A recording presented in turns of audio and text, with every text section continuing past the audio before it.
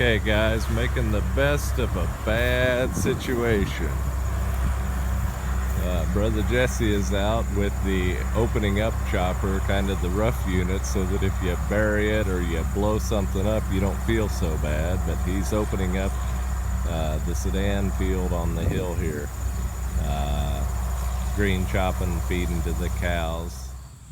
And I, guys, am stuck in the shop working on the picker here. So we have run it about 20 years now without a lot of maintenance to the head, but it's time to do some maintenance to the head because I was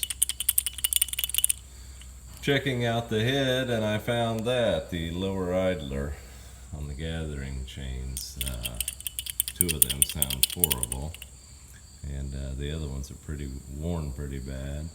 And I think that we are going to put some new flutes on the snapping rolls to kind of aid in the aggression there.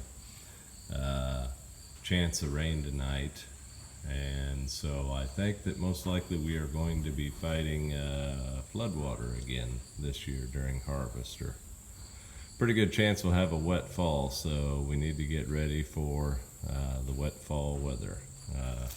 I did raise the lifted the picker up.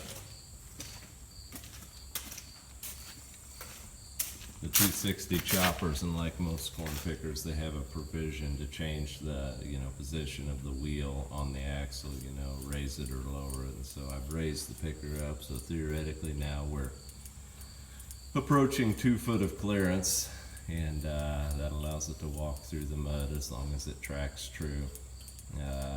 So anyway, one of the things in the picker video that I did not talk about a year ago is that one of the problems we always had was the picker tracking incorrectly behind the tractor, especially when you got into mud. And so how we dealt with that was Brother Jesse's fabrication skills. He built a custom adapter there for the axle. So anyway, to make a long story short now, the tires track directly in the rows.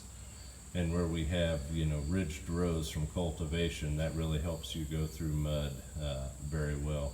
And that both picker tires are running exactly between the rows. That tire on the far side always ran in the rows, but this tire here did not run in the rows, and so Jesse built that customized shim. Anyway, we had the technicalities with the transmission, but we have that dealt with now. One of the things I did, I've got a spring-loaded idler there now instead of a fixed idler, and so that took all of the slop out of that chain. And we had a problem with the transmission last year. We shelved the output shaft on the transmission, but that is fixed now and right and tight. So anyway, guys, continue getting ready for harvest.